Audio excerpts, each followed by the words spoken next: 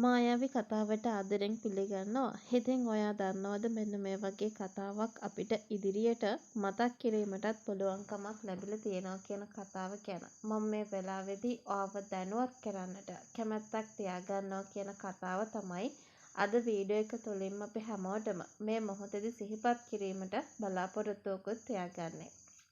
දැන් ඉදිරියට මන්දෝදරීගෙන් සමාව ගත්තට පස්සේ සංකල්ප මන්දෝදරී සංකල්පව එක් කරගෙන යන්නේ කොතෙන්ට වෙන්න පුළුවන්ද? ඉතින් අපිට අද වීඩියෝ එක තුළින්ම මේ ගැන කතා කිරීමටත් බලාපොරොත්තුවක් තියාගෙන ඉන්නවා කියන කාරණාව ගැන අද වීඩියෝ එක හරහාම මතක් කරන්නට බලාපොරොත්තුවකුත් තියාගෙන ඉන්නවා කියන කතාව ගැන තමයි අද වීඩියෝ එක තුළින්ම අපි හැමෝටම මේ වෙලාවේ කතා කිරීමට පුළුවන්කමකුත් තියෙන්නේ.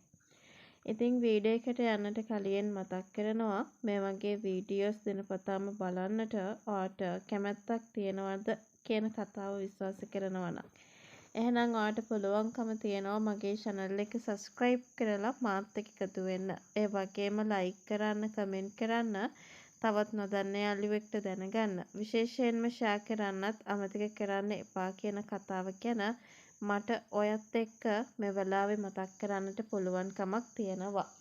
කොහොම වුණත් දැන් මම මෙන්න මේ වගේ කතාවක් ඔයාලට මතක් කරලා දෙන්න ඕනේ. මන්දෝදරී තමන්ගේ තාත්තත් එක්ක වැරදි සම්බන්ධයක් නැතුව ඇති කියන එක හිතේෂි කිව්වටත් පස්සේ කල්පනා කරලා බලනකොට සංකල්පට වැටහෙනවා. සංකල්ප අවංකවම හිතේෂිත් එක්ක රණ්ඩු කරන්න ගිහිප එක වැරදි කියන එකත් තේරුම් ගන්නවා. මොකද හිතේෂිත් ගෑනු ළමයෙක්නේ. ඉතින් හිතේෂිත් මේ වෙලාවේ තමන් ගැන වැරදි විදියට හිතුවද කියන කතාවත් එක්ක ලොකු වේදනාවකටත් පත් වෙනවා කියන කතාව ගැන අපිට මේ මොහොතේදී ඔයාට මතක් කරන්නට ඉඩකඩක් හදලා දීලා තියෙන දෙයක් විදියට තමයි මම මේ වෙලාවේදී ඔයාට මතක් කරන්නටත් ඔන්න අවස්ථාවක් තියාගන්නේ.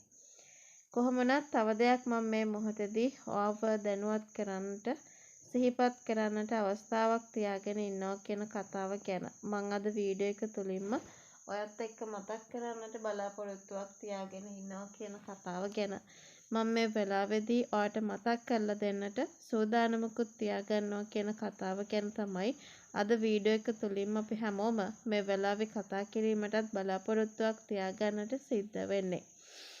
කොහොම වුණත් තව දෙයක් අපිට මේ වෙලාවේදී ඔයත් එක්කම කතා කරන්නට බලාපොරොත්තුවක් තියාගෙන ඉන්නවා කියන කතාව ගැන අද වීඩියෝ එක හරහා සිහිපත් කරන්නටත් අපිට අවස්ථාවක් ලැබෙනවා.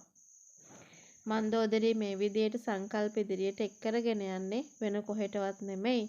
අනිවාර්යෙන්ම අර වෛද්‍යවරයා මුණ ගැහෙන්න. එයා ප්‍රතිකාර කටයුතු කරන. ඉතින් මන්දෝදරියට තාත්තා කෙනෙකුත් ඉන්නවා වෙනම අම්මා කෙනෙකුත් ඉන්නවා. හැබැයි මන්දෝදරීව බලාගන්නේ වෙන හේතුවකට නෙවෙයි. එයාගේ හොඳම යාළුවෙක් නිසා. මේ හැමදේම පැහැදිලි කරලා දෙන්න වෛද්‍යවරයාට පුළුවන් වේවි.